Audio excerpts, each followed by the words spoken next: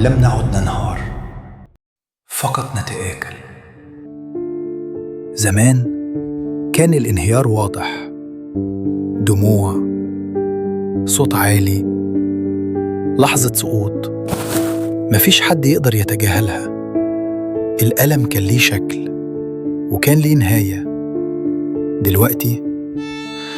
دلوقتي الألم أهدى وأخطر. لم نعد ننهار، نحن نتآكل.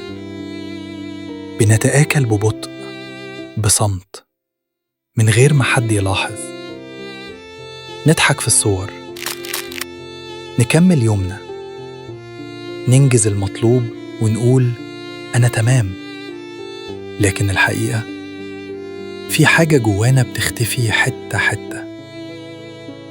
دي مش رسالة عن لحظة ضعف واحدة، دي عن تعب طويل، عن إرهاق ما بيجيش مرة واحدة لكن بيكبر كل يوم سنة، وعن إحساس إنك مش مكسور لكنك أكيد مش زي زمان، وإنك بتعيش بس مش حاسس إنك موجود. الرسالة دي ليك لو حاسس إنك بتكمل بالعافية، ليك لو بقيت تؤدي حياتك بدل ما تعيشها، ليك لو بقيت قوي قدام الناس وتعبان جدا وانت لوحدك. وخلي بالك إن التآكل أخطر من الانهيار، لأن الانهيار يوقفك غصب عنك، والتآكل يخليك تكمل وانت بتنقص وتتآكل.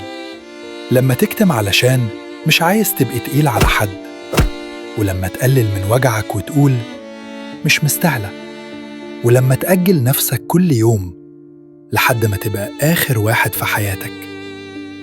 احنا اتعلمنا نكون أقوياء بس ما اتعلمناش نكون صادقين مع تعبنا. اتعلمنا نعدي بس نسينا نحس. فبقينا في منطقة غريبة، مش منهارين علشان حد يلحقنا ولا بخير علشان نفرح، بس ماشيين وبنخسر من روحنا شوية شوية. وفي لحظة سكون قبل النوم أو في طريق طويل بيطلع السؤال اللي وجعه هادي واللي دايما بنهرب منه: هو ده أنا؟ هي دي الحياة اللي كنت مستنيها؟ السؤال مش بيصرخ بس بيوجع، وبيكشف الصراع الحقيقي بين شكلك من بره وحقيقتك من جوه. بس خليني أقولك حاجة مهمة: إنك تلاحظ إنك بتتآكل ده مش ضعف، ده وعي، وده أول نقطة تغيير.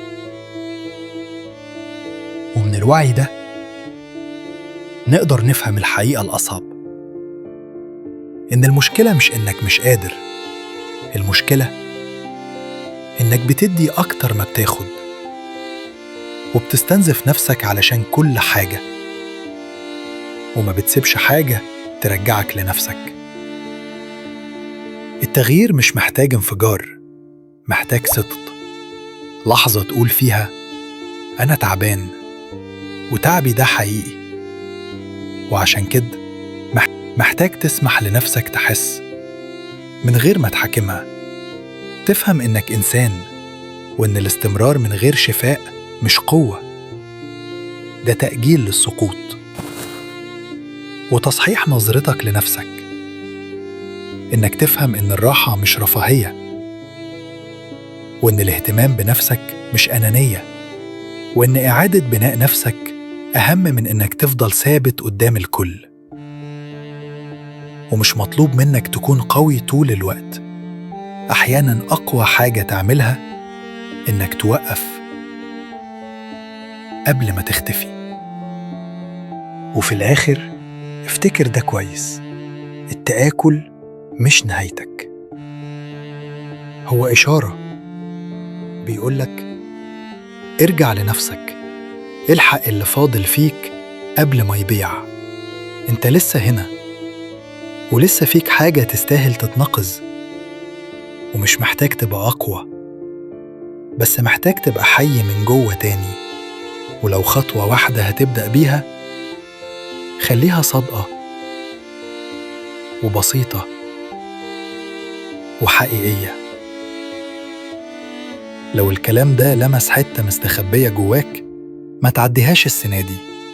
اكتب لي في التعليقات أنا لسه هنا، وشارك الفيديو ده مع حد بتحبه وشايفه شايل تقيل وبيبتدي يتآكل.